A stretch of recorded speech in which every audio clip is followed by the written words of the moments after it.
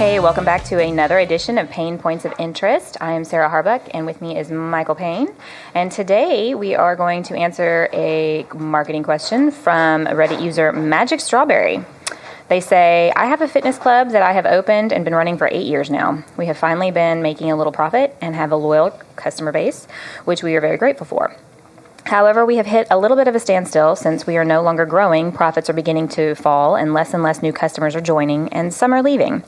We don't have enough finances to open a second location, so we must invest into our existing location. We need to run some marketing campaigns, something more substantial than pure advertising, which has proved to be more expensive than it is profitable in the long run.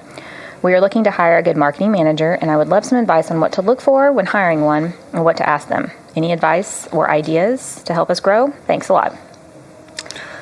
Wow. Yeah. Okay. So that's a lot. This is a pretty good question. Actually, I'm quite surprised at this caliber of question because it's not looking for generalized marketing advice, but looking for what is the most successful way to delegate some kind of work. And so the advice given here can be applied to any sort of situation where you need to hire someone to take over the duties, and it's kind of near and dear to my heart at this moment in time. Because it's exactly what I'm having to do. Right. So the first piece of advice that I can throw out there is you have to define the role, the responsibilities as best as possible ahead of time. Before you can know what to ask a person, what to look for in a person, you have to know what you expect from them. Yeah. So, definitely look at, the things you're doing in that particular area, in this case, marketing. What are the things that the company, the fitness club, currently does as part of their marketing efforts? Okay. Well, clearly it's not working for them if they've completely come to a standstill at not even getting new customers. Like, that would be my number one question. What has changed? Why are they not experiencing any new influx of people, and then people are leaving? Like, to me, that would be the number one issue to try to figure out. Right. Because your marketing person, while they may have some advice for you on that, they're going to tell you how to market your business, but you need to figure out why your existing customers are leaving.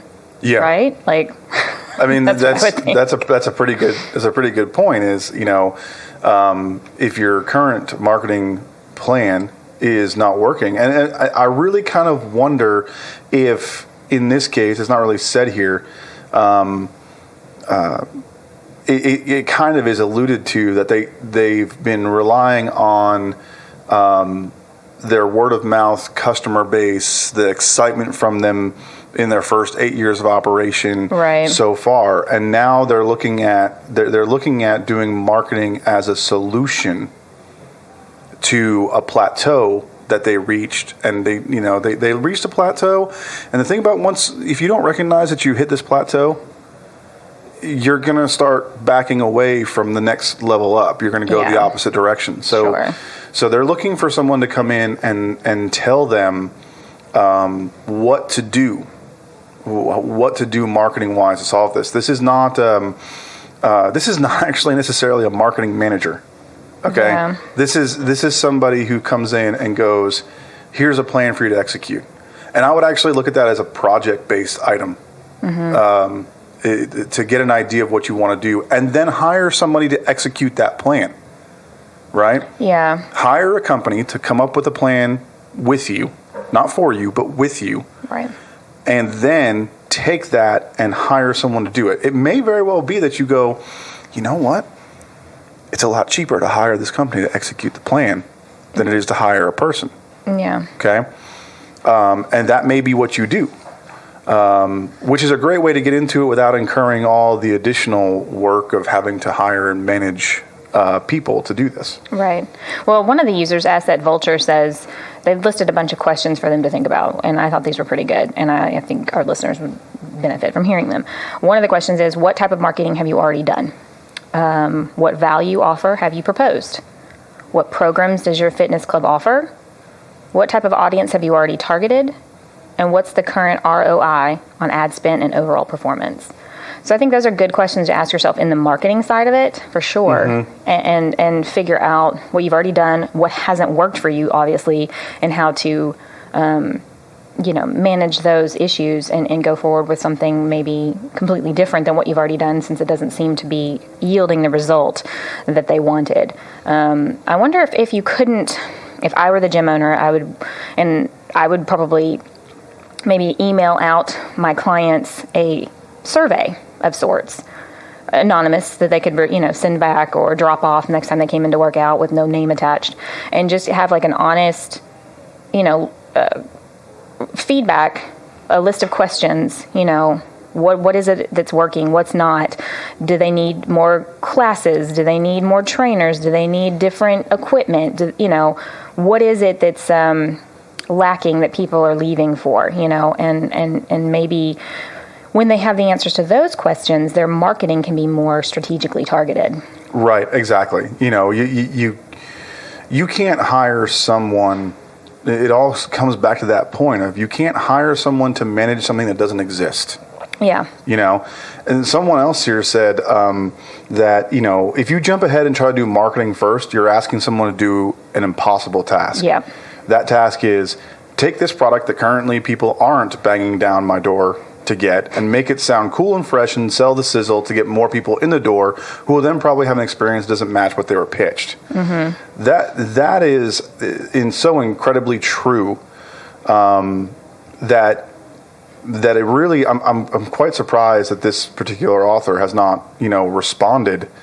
It's like they're soaking up, or they're not really very serious about this, right? I mean, I think their first step should be keep the current customers coming back before you even attempt to try to bring in somebody new. Because if you're already hemorrhaging people who'd been there and loyal, you got a problem on your hands. Right. You're not going to get new people with, the same tired stuff. You're going to have to figure out what it is to keep the people you already have, who have already spent money with you, who've already, proven their loyalty by staying with you for so long.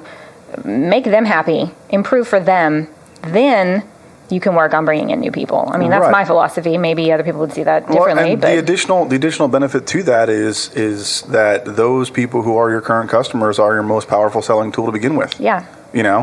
You'll get back to that point where people are coming in on the recommendation of other people, they're gonna be like, rather than having a marketing campaign. They added this sauna. They added a hot tub in the locker room to soak after a workout. Something to be different from every other gym out there. If you are a gym and you are able to post in the first 2 weeks of January, that you are losing your customer base and not taking on new people, right?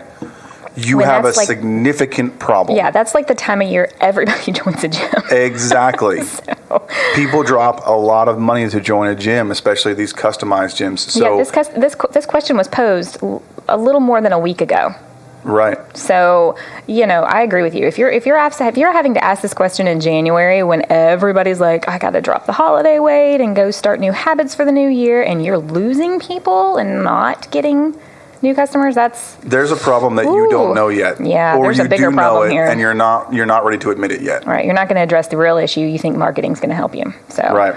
I think that's our final word on that is figure out what the root causes are before you even spend any money on marketing, because you've got a bigger issue. You might have a tiny little leak over here, but you have a giant hole in your boat in the backside. So anyway, that's all for us today. Join us tomorrow for another edition of PaynePoints of Interest.